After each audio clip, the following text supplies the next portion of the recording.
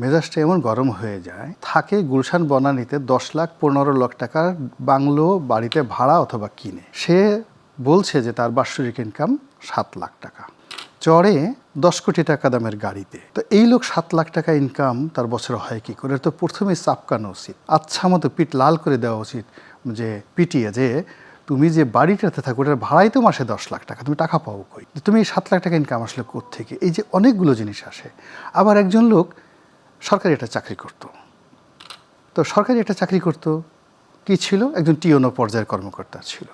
এরপর হঠাৎ করে এমপি হয়ে গেল। এমপি হওয়ার পরে বিরাট একটা সময় জেলে ছিল। এখন দেখা গেল সেই সমস্ত লোকের বছরে 10 কোটি টাকা ইনকাম। আমাদের প্রশ্ন যে এই 10 কোটি টাকা তুমি মাসে ইনকাম আসলো কোত্থেকে? তোমার তো বাপের কিছু ছিল না, your father was A poor man. তুমি জীবনের শুরু করছো একটা টিওনোর মানে এসিল্যান্ডের চাকরি দিয়ে, তারপর তুমি এই কয় বছর 2 বছর বা 3 বছর তুমি মেম্বার অফ পার্লামেন্ট ছিল, তোমার এই টাকা হলো কোত্থেকে? আবার মানে এখানে এক গ্রুপ বলছে আমার টাকা আছে, আর এক গ্রুপ বলছে টাকা নাই। এরকম ভণ্ডদের দিয়ে তো আসলে রাজনীতি হবে না। তো আমার কাছে মনে হচ্ছে যে এবার যারা একটা বিষয়কে নির্বাচন করতে যাচ্ছে তাদের প্রথমে উচিত ছিল এই স্বতন্ত্র প্রার্থীদের জন্য দরজা উন্মুক্ত করে দেওয়ার ক্ষেত্রে প্রথমত বলা যে এই 1% দরকার নেই, এবং এখানে ভালো মানুষদের জন্য কিছু ইনসেন্টিভ দরকার ছিল। যেমন দেখা গেল যে একজন মানুষ 30 বছর সে ইনকাম ট্যাক্স দিচ্ছে। তো যখন আপনি 30 বছর ইনকাম ট্যাক্স দিচ্ছে, একজন মানুষ খুব ভালো রেজাল্ট করে MA পাস করেছেন, তো একজন লোক MA পাস করেছেন, ভালো রেজাল্ট করেছেন, PhD করেছেন, রাজনীতি করেছেন, সৎ হিসেবে আসেন, আপনি তো তার সঙ্গে যে SSC পাস করেননি, ব্যাংকের টাকা মেরেছে, সফল হয়নি, তাকে আপনি এক টেবিলে বসাচ্ছেন। এটা একটা বৈষম্য হয়ে গেল না?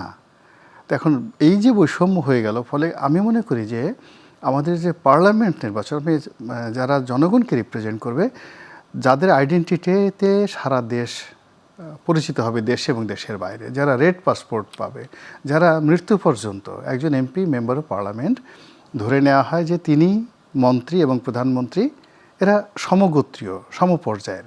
তো এমন একজন মানুষ যে কিনা রাষ্ট্রে থাকবেন এবং তার মৃত্যুর পূর্বক্ষণ পর্যন্ত তিনি VIP হিসেবে, গুরুত্বপূর্ণ ব্যক্তি হিসেবে থাকবেন। তা আমরা তো লেদু গেদু ধলা, ভণ্ড, প্রতারক, চোর, স্যাসর এই সমস্ত লোকদেরকে আমাদের প্রতিনিধি বানাতে পারি না। এই যে একজন লোক দেখা গেল যে আফসোস করতেছে যে আমি ঋণ খেলাফি, আমি এটা হচ্ছে। আরে বাবা, তুমি নিজে যেখানে একটা ব্যবসা চালাতে পারোনি, ব্যাংক থেকে টাকা নিয়ে টাকাটা ঠিক মতো ফেরত দিতে পারোনি, তো সেখানে তুমি 5 লাখ লোকের রিপ্রেজেন্টেশন করবা, তাদের অভাব অভিযোগ তুমি করবে। একটা এলাকাতে 5,000 কোটি টাকার বছরে যদি 4-5 বছরে কাজ হয়, তো এই টাকার দিকে তো তোমার লোভ চলে যাবে, লালসা চলে যাবে। এই লালসা থেকে তুমি কিভাবে মুক্ত হবে?